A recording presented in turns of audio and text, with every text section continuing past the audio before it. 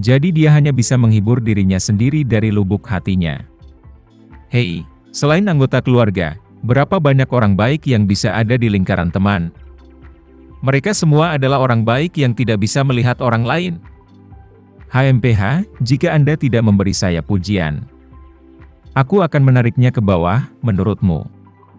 Pergi ke Amerika Serikat dengan pesawat pribadi, apakah saya masih membutuhkan orang-orang seperti Anda? Itu konyol. Sambil berpikir, dia diam-diam membuka ponselnya dan meliriknya. Ketika dia menemukan bahwa masih tidak ada suka dan komentar di lingkaran teman, dia bahkan lebih kesal. Dia membuang ponselnya ke samping dan menutup matanya. Setelah lebih dari 10 jam penerbangan, Gulfstream G650 Rika akhirnya mendarat di Bandara Providence di Amerika Serikat. Pada saat ini, sudah lebih dari jam 10 malam, waktu Amerika. Tama dan Alena baru saja selesai menonton konser kedua Gema di Boston dan dalam perjalanan kembali ke Providence.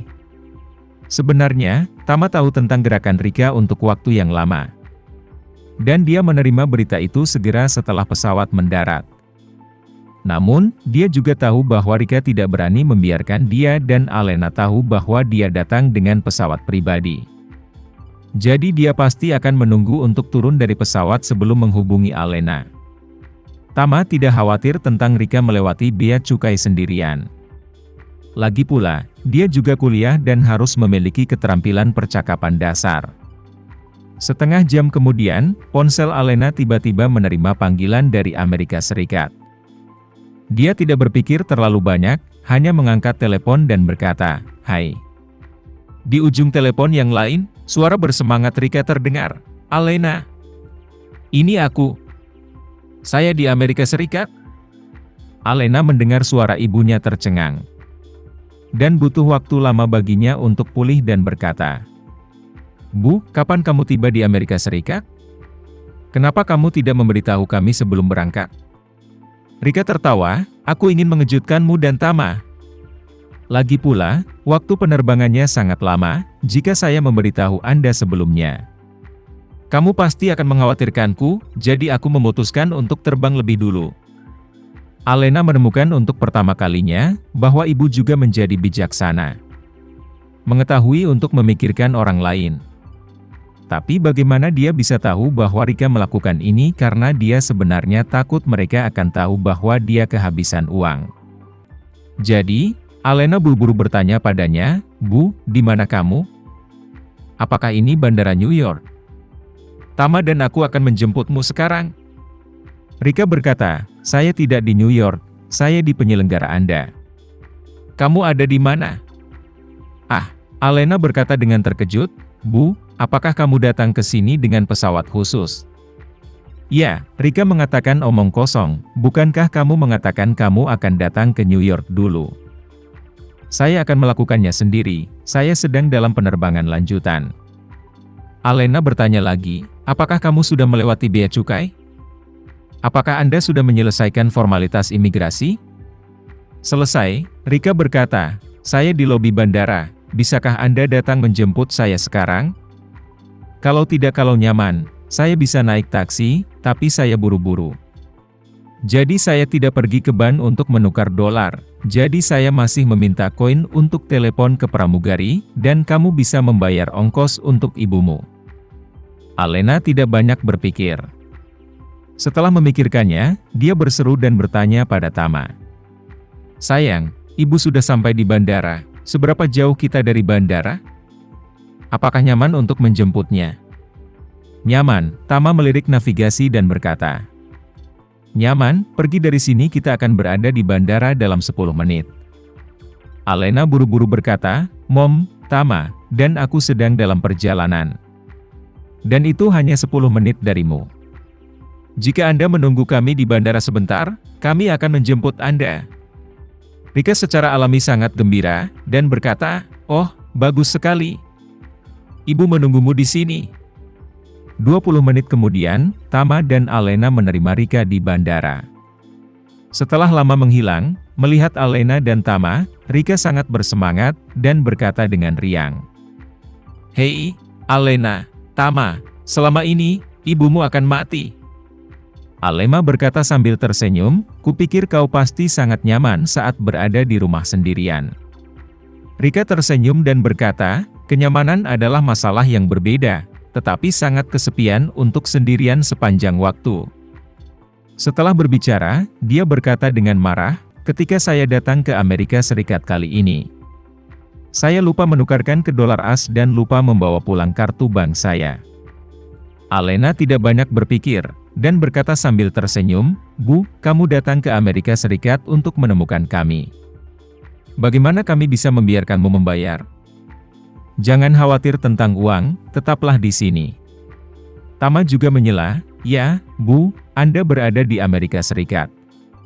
Kami tidak boleh membiarkan Anda menghabiskan uang Anda. Pembayaran elektronik di sini berbeda. Lebih mudah, saya akan memberi Anda kartu kredit Visa dan memberi Anda uang tunai. Setelah berbicara, dia berkata lagi, ngomong-ngomong, hukum dan ketertiban tidak terlalu baik.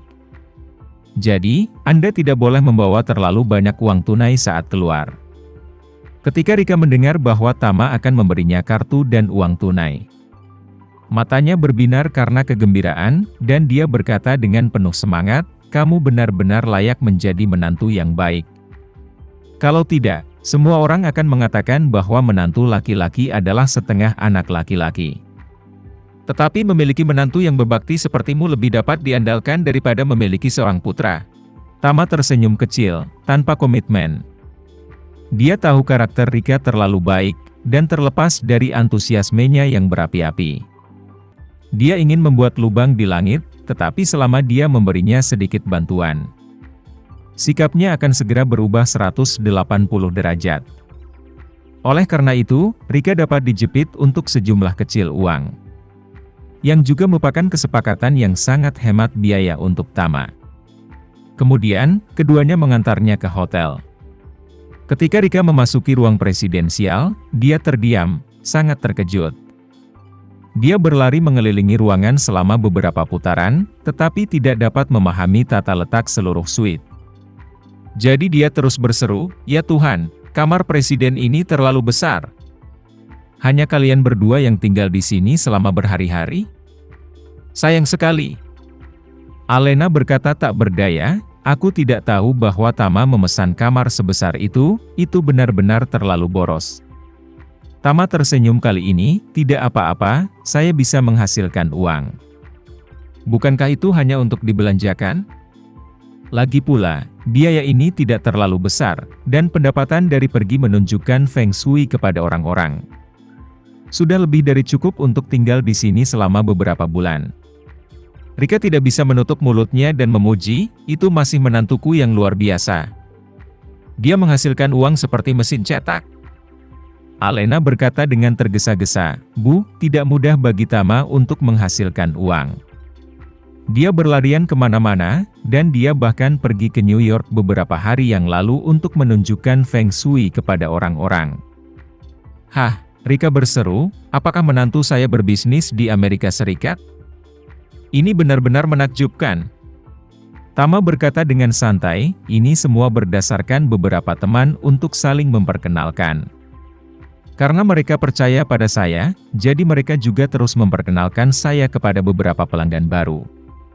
Umumnya, selama itu adalah pelanggan yang diperkenalkan oleh seorang teman, saya akan mencoba yang terbaik untuk mengambil yang berikutnya.